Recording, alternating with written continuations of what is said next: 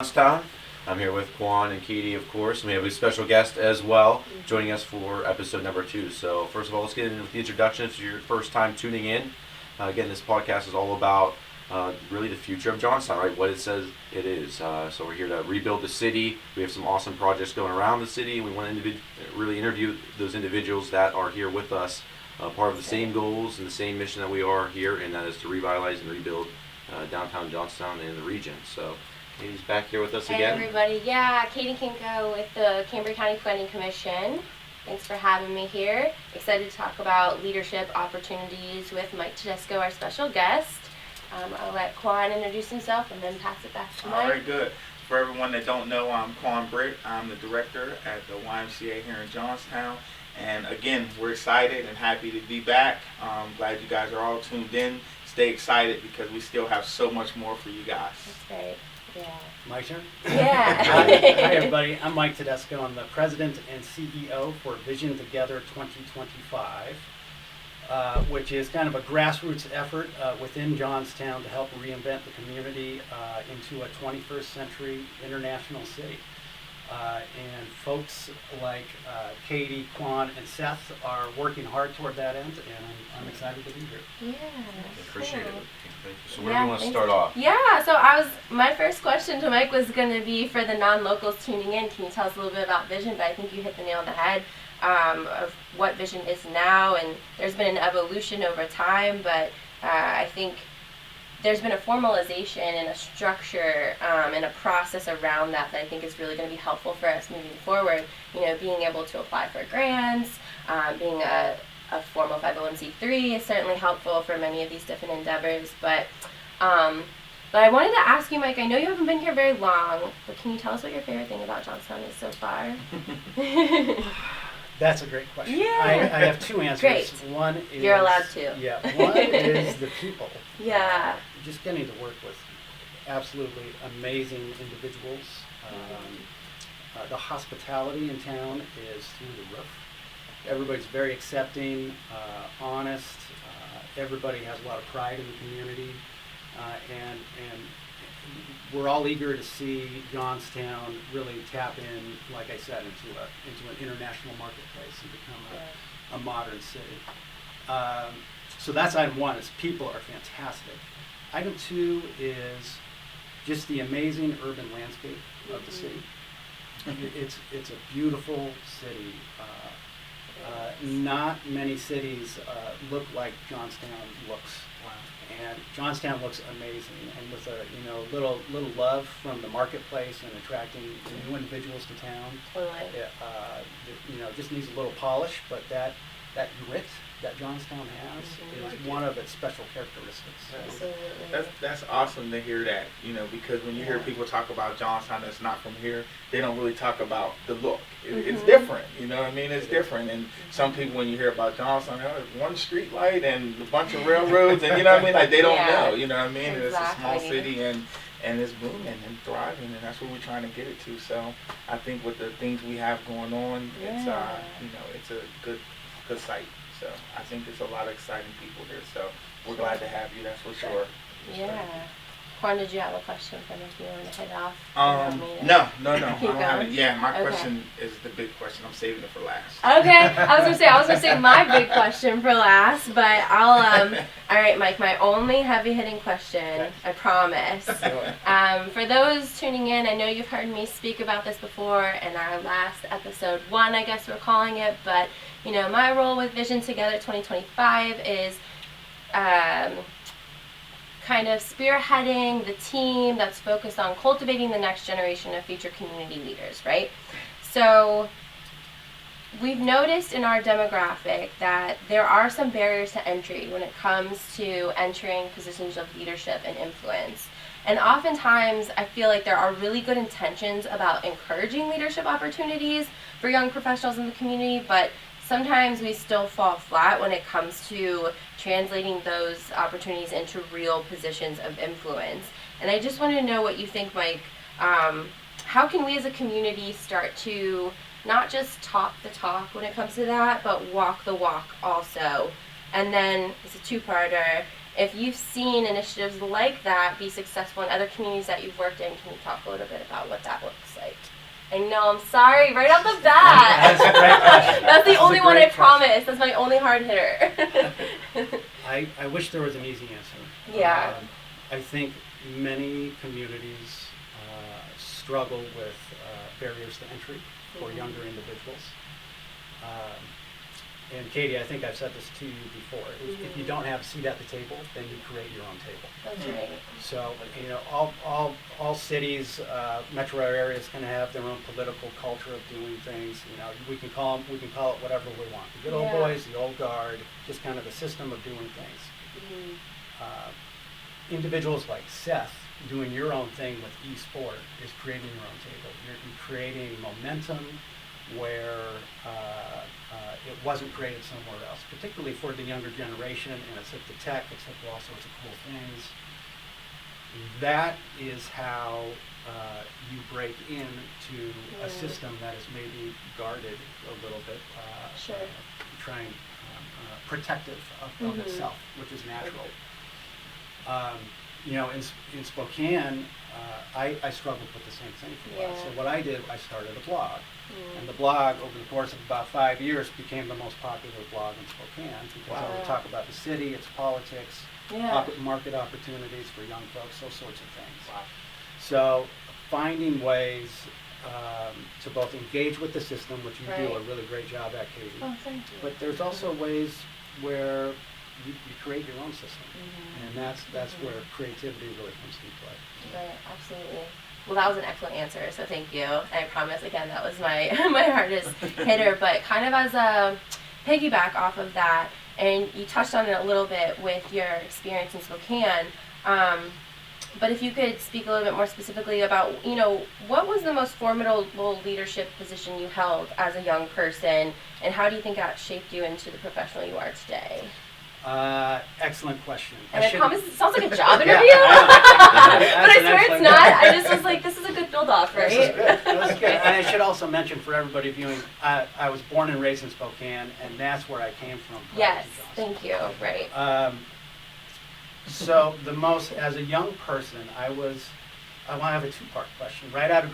Answer your question. Right out of graduate school, I was hired as the community development director for a small town in Colorado called South Fork, and a population about 800 people. And I thought I was a real hotshot getting a big title at graduate school. I was 25 at the time, and it was a department of one, but I was answering directly to town council and all those things.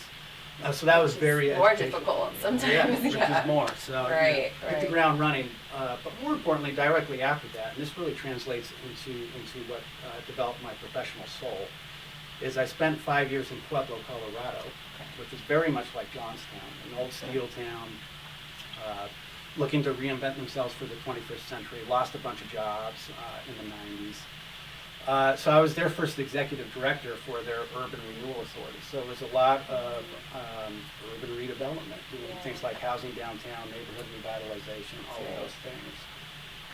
And like I said, I spent about 5 years engaged. My job was essentially to engage with the market and fill gaps in the marketplace to try to stimulate activity within the community. And that was my farm team, and they taught me how to be a professional economic developer. Yeah, very good, very cool.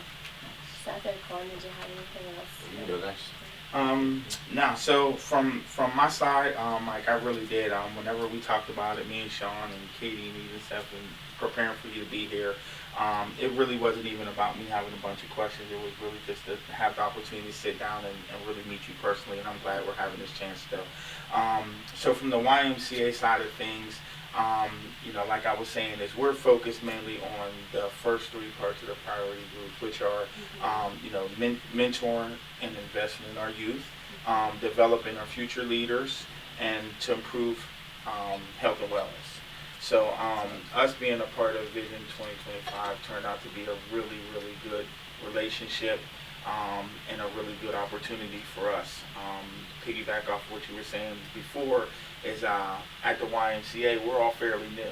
So Sean has only been here for a little over a year. I've been here for a little over a year. So it's not like we're trying to recreate the wheel. We're just not we're not too nervous about making mistakes. You know, I mean, we're new, so we're Yes. trying what we can and we're doing what we can, and it's fun, you know. Yeah. So we don't have to do everything the way you know Yeah. everybody else used to do it. You know, we kind of got the range to try some new stuff, and if we fall on our face, we get up and dust off and keep going. So to be a part, you know, with the Vision 2025 is huge. To have Seth, you know, do some huge things with Seth is big. So we're making the right. You know, we're making the right connections, collaborations, and meeting the right people. We told each other when we first sat down that we wanted to be the surge protector. We wanted to be the place where everyone can come, and we don't have to be a part of it all, you know what I mean? But if we get the right people to shake hands and smile at each other, then we're doing what we need to do for Johnstown. So I think we're doing a great job with that.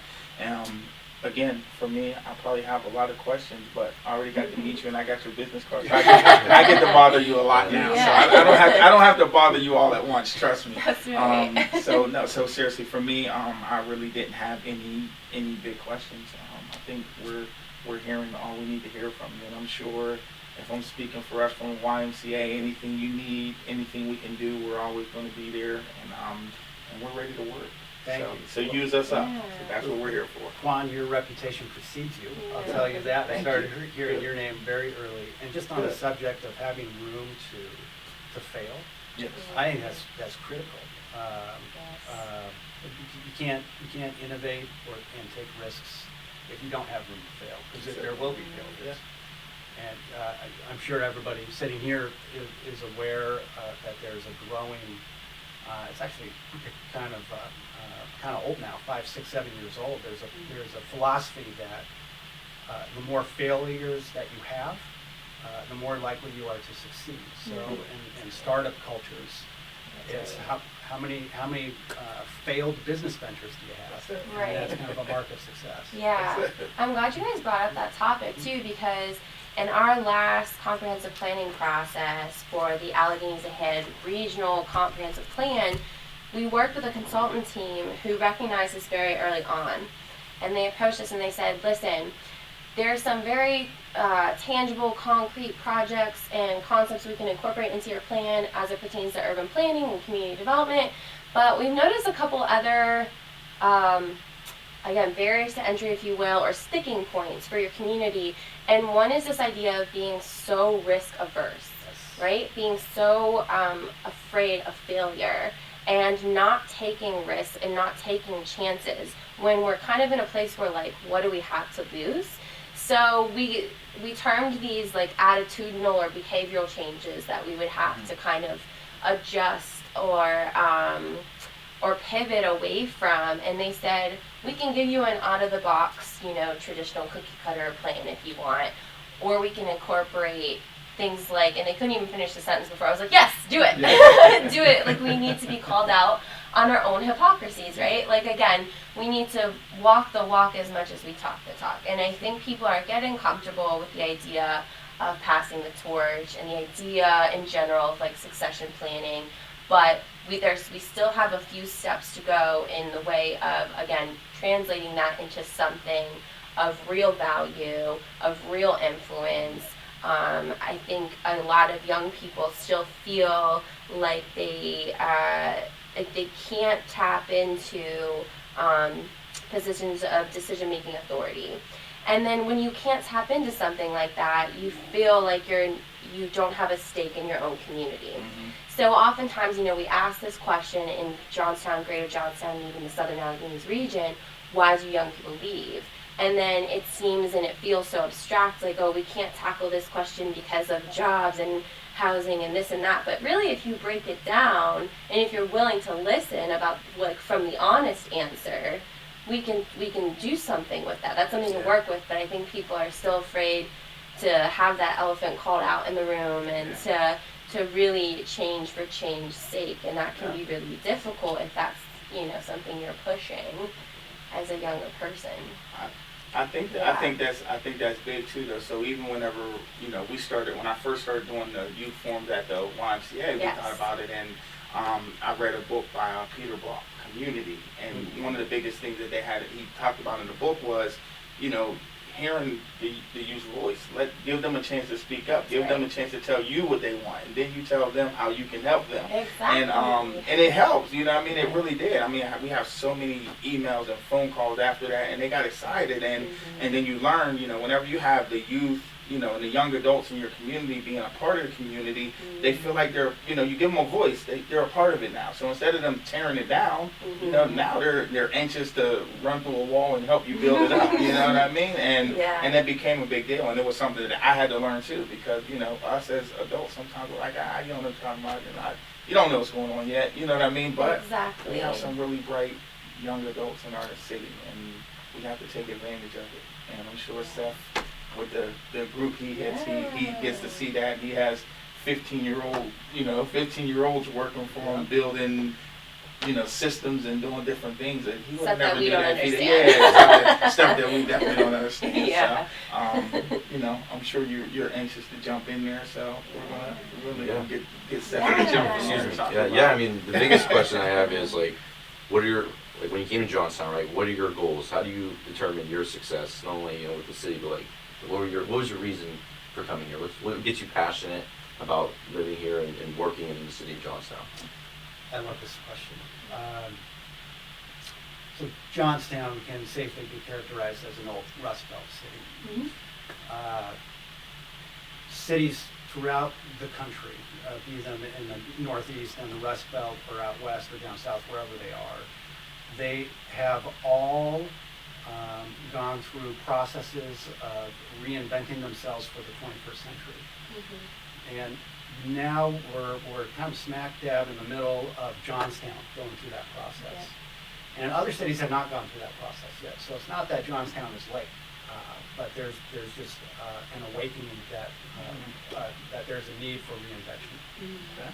So having the opportunity to participate in a conversation around how to take a very historic and significant old town in Pennsylvania, old steel town, and turn it into something that embraces 21st century opportunities, but still reflects all the pride from the past. That's right. Is a very, very fun conversation to have on a day-to-day basis. And so that's what gets me passionate about the position. No, that's great. That's very Johnstown Steel. So that was our first esports team that we ever created here in the city of Johnstown. Like you said, don't forget your past, right? It's actually a steel worker holding the steel beam over his shoulder. But what I always used to call it was a new age steel. When I created this, it was like, okay, this is what our new industry, or what Johnstown's going to be known for, is they're going to be the esport hub. You know, all young individuals want to come to Johnstown, which we're already seeing that. Like I said, I already have about 3 individuals. About 2 weeks ago, we had another 2 individuals from Harrisburg and Pittsburgh area. I mean, so people want to come visit Johnstown because of what we're doing, and what they also love the city. That's another thing they say is like, it's awesome down here. Like from an outside perspective, usually, being a local, when I grew up, about 30 minutes away, there's always a negative stigma around Johnstown. It's like, don't go to Johnstown, go to Altoona, go here. And there's always a negative stigma, and that's the truth. I mean, we don't want to swerve around that, but how do we get that out of people's minds, especially because that's something that's could really destroy a city, right? So something like this, right, where we created, and this is what we're doing, and this is the transparency, and this is what we're passionate about, these are our goals, and we're going to follow up every 30 days on this is where we're at, and track it, so we can record, this again, just get on record, so people can say, okay, these people stuck to their words, and 50 years ago, there was no technology to hold people against what they're actually saying, so you can have someone just shake hands behind the scenes, say this, that, and the other, go to the next guy, say another thing, and then no one held them accountable. But now, I think we have a huge opportunity of holding people accountable, and especially younger generation. They're on the phones, they're watching, they're seeing everything. So, especially here in Johnstown, we just got to figure out really what everyone is passionate about, what our goals are, and then finds out that everyone's about the same mission, same goal. So how do we get everyone together, and how do we make it really ethical, right? Because we live in a capitalist society, but how do we make it ethics is number one, where we're doing this together for greater good, and everyone's going to be part of it, not just 3 people at the top that make it out of it. And again, there's negative stigma around Johnstown, and hopefully here my team are here to kind of revitalize it and also help with the initial efforts downtown. And you get with the YMCA, here's another pillar that we can continue to move up. Get with Katie here, the Vision 2025, there's another reason. Okay, now we're building an army of people to really kind of stub those people that kind of those negativity. Like you said, the old the old ways of doing something. Again, it's old steel town. It's historic. You know, people don't want to see change. When there's change, the first thing they say is no. Right? They're not, especially if they don't understand something like It's technology. scary. Right? Yeah. So, Right. hearing that, you at least understand that, okay, we're gonna have to change, but don't forget your roots, right? Your roots are very valuable. And so again, that was my mission, is like, don't forget the steel, right? The steel is what made Johnstown. So make sure we pay back and understand that's what it is, but how we move forward, right? What's the new things we can get? And we need the leaders like yourself to understand that we're trying to make a change. Don't shut the door on us, right? And that was my biggest thing when I first came here in 2018 was every day, why are you here? You're not gonna succeed. You'll be gone next year.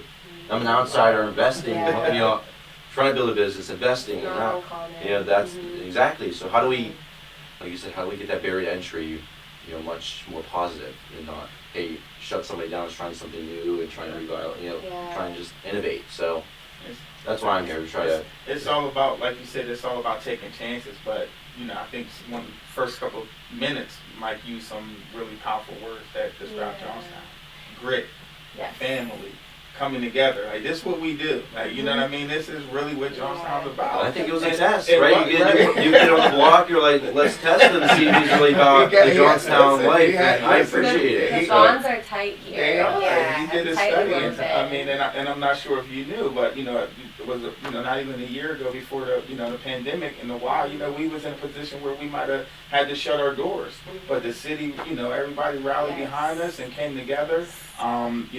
With some help from 1889 and Senator Mr. Rigby, those guys all come together, and so many other people. Though, please don't blame mine and not my heart if I didn't mention you. But so many people helped out, and that's what we do, and that's what that's what Johnstown's about. You're walking into a amazing situation. There's a fierce stubbornness, but a fierce love too. Yeah. And if you can find a way to work with those two in harmony, I think we can all be successful together. Yeah. But it is true. Yeah, the grit and the stubbornness and the resistance to change, that's very real. And I don't think, there's a reason behind all of that. And I think we have to acknowledge that and not say, no, that there's nothing to be afraid of, or that, we can take risks. I think having that dialogue and having that conversation is where it all needs to start and needs to happen. But it's definitely working in harmony with both of those things, for sure. And we're adding to the toughness, which you hear. That's right. Yeah, that's right. Mike, is there any other role that you think folks in our demographic can play in changing things and moving the needle forward that we haven't addressed yet? So anyone listening that feels, kind of stuck and they want to get involved and they want to get engaged, but they're not sure where to start because it feels like you still have to know somebody in order to find where to start. I guess if you could talk about that a little bit, yeah. I think running for office is a good place to start. Okay. That's how you break down a barrier to entry. There you go.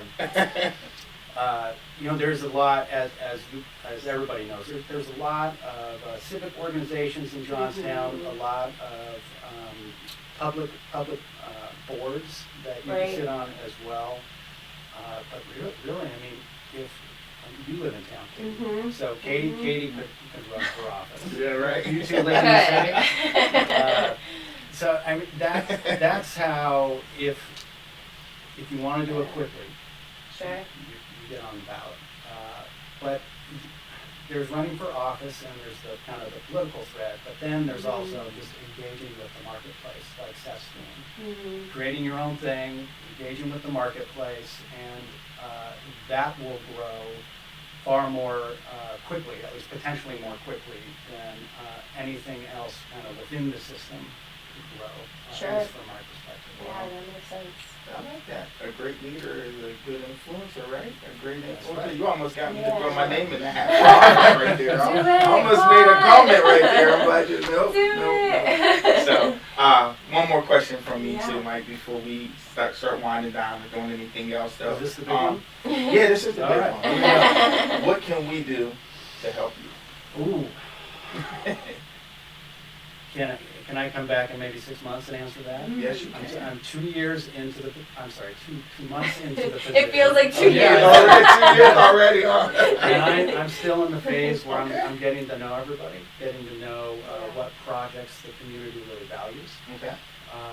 So let me get back with you on that. Okay. And if it doesn't take 6 months, then you let us know when. I'm sure you have a lot of people that have your back, but just know that you have free here. Thank you. And if there's anything that For sure. I know me personally I can do, You let me know what I can do for you.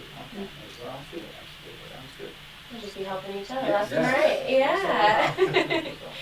Mike, I wanted to ask you, I know you and I have talked about how important the arts and culture can be, should be for Johnstown, Greater Johnstown, and that we have it here. It's authentically embedded here, but we definitely know we can do more to support that and support initiatives in that sphere. If you could talk about a little bit the intersection of like technology, arts and culture, and like what you see as like a catalytic changer or catalytic project for kind of boosting or helping this burgeoning arts, culture, technology community that the young people are really into and usually involved with. Great question. Okay, yeah. Arts and culture, at least from my perspective, are one of the foundational elements to revitalizing cities and neighborhoods. Okay.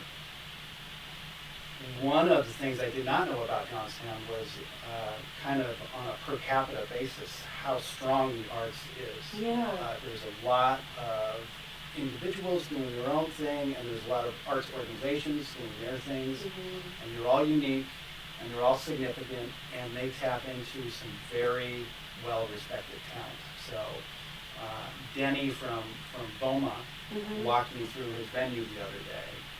And he, just casually telling me that, oh yeah, no, there's this old jazz great that comes to play about once a month. And, by old jazz great, he's 91 and he's played with everybody. Wow. And That's cool. And that's the sort of thing. Multi-generational. Yeah, that's the sort of thing that will bring people from DC and New York into a quaint little old school jazz venue to see some real stuff. And so word about that needs to get out more.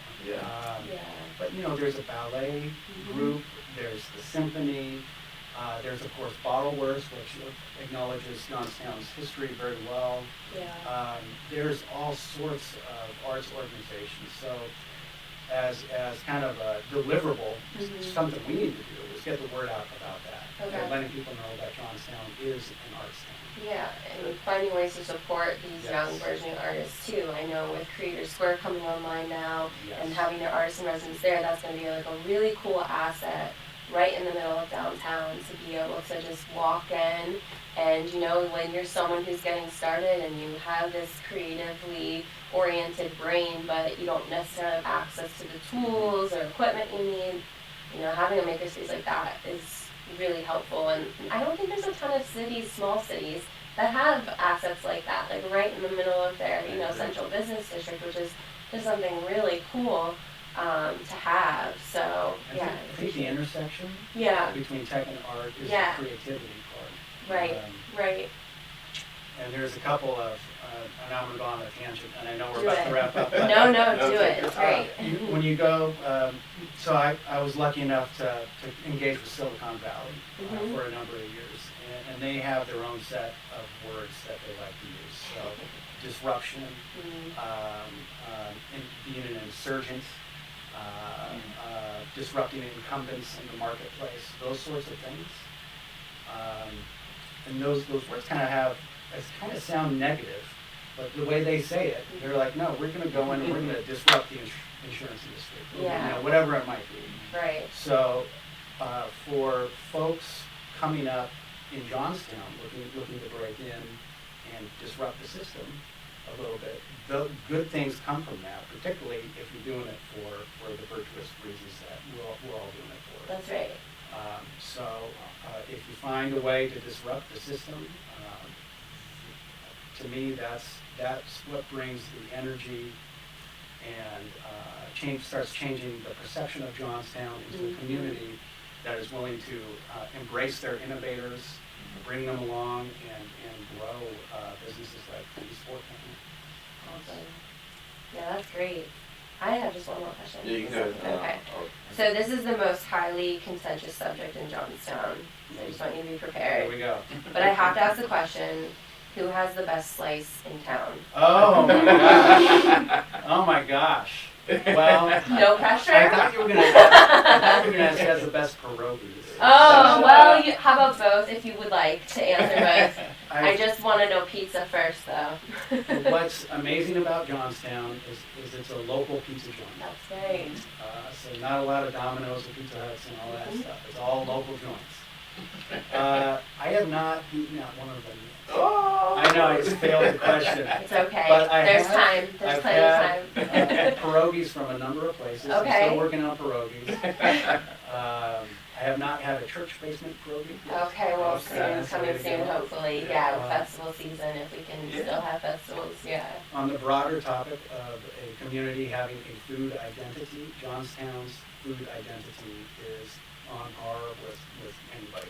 Yeah, that's great. Because I feel like that's so important. I mean, the It is. foodie community, Yes. that's a big reason why people travel, and that's a big reason behind tourism, right? Even if you're just traveling through, you want, okay, what is this place known for? That's what I want. And I want the best, and I want the hidden gem. Show me where it's at, right? So, all right, well, next time we sit down, I'll have to ask you a pizza Yeah, question. that's right. Well, And- maybe we do You this interview at a pizza joint. There we go. Ah, All nice. right, cool. No pressure. There's gonna be a No lot of pressure, Seth. competition over Right. pizza. Yeah, Seth, no pressure. Take all this down and And that's not to say that we don't love all Johnstown That's pizza, right. right? Yeah. Yes. There was actually a Johnstown magazine article about the pizza competition in town not Yeah. long ago. I think it was maybe a year or two ago. I don't know if you guys caught that one, I but didn't. yeah, because everybody there's very competitive factions. I of treat the them all pizza equally. community. Just so There you you know. go. Yeah, that's right. That's That's wise right. Yeah. Okay, So, cool. Seth, Yeah, my anything last for- question is, Yeah. with the pandemic, well, potentially winding down here, do you think it's almost like a optimal time to start this rebuild and revitalization? It's kind of a weird thing because I started this company 10 months ago during a pandemic, and we've experienced, boom, again, the pandemic, there was this downsides, there's a lot of negatives, but my parents were in a small business for 25 years, right? And then worked with schools directly with fundraising stuff, and they got devastated, by the pandemic. But, we're able to overcome that, and it kind of helped them also reevaluate what they were doing as a business, right, for the future. And I think that's what it did for a lot of business owners, is it made them think, okay, this is scary. What happens if something like this happens again? What will I do next time to prepare, right? I feel like the same thing with the city, right? Something like this happens again. What can we do to potentially catapult this, rebuilding the city potentially quicker, or potentially downward, especially when we're trying to attract new business owners and stuff like that. We don't know what the future's going to look like. There could be another disease right around the corner that shuts us down again, and we're back to square zero again. So, what do you think about the pandemic, and do you think it's an optimal time to do this, or do you still have your kind of worries and concerns, especially trying to rebuild the city at the same time? Yeah. Adaptability is critical. So I think what the pandemic taught pretty much everybody, to your point, Seth, is, okay, well, we have to adapt or we're going to go out of business. And that goes for cities as well. Absolutely. I think there could hardly be a better time to really adapt into a post-COVID marketplace than now. I was probably stating the obvious. So there's lots of opportunities for the city of Johnstown to come together and invest money. And hopefully, you're investing those dollars to create new dollars. Right. Improve the image of the community, whatever that looks like, whether it's more housing downtown, or beautification initiatives, or boosting up the arts, or working with the private sector more, whatever that is. The time is absolutely now to get that done. Telecommuting is a big, kind of a big sexy thing now, and Johnstown is poised to capture all of those individuals from larger cities who are kind of tired of the rat race, and realize, hey, we can work from anywhere, and Johnstown is really poised to capture that market. And I'm glad you mentioned that, Mike, because I know that there's a push in town for remote Johnstown, remote workers, capturing those individuals, and they oftentimes fall into like a younger demographic category because they have the ability to be mobile. They might not necessarily be rooted somewhere, but they're interested in interesting, fun, fascinating, small to mid-sized cities. getting out of somewhere that's more populous, more densely populated. So that's definitely a connection to all the things I think we have going on too. Is like, how do we capture these folks from the outside too who might have an interest in Johnstown? I guess we gotta give them housing, right? First and foremost. And but yeah, there's definitely a connection there. Absolutely. For Well, sure. we are giving them recreation, Yes. and we're giving them the arts. We're giving them a ton of city character. We're giving them safe neighborhoods. It is a safe city. And yet with access, it's like Johnstown is 3 hours to just about anything you need. That's right. So, you know, you need New York City is right there. You need the ocean is right there.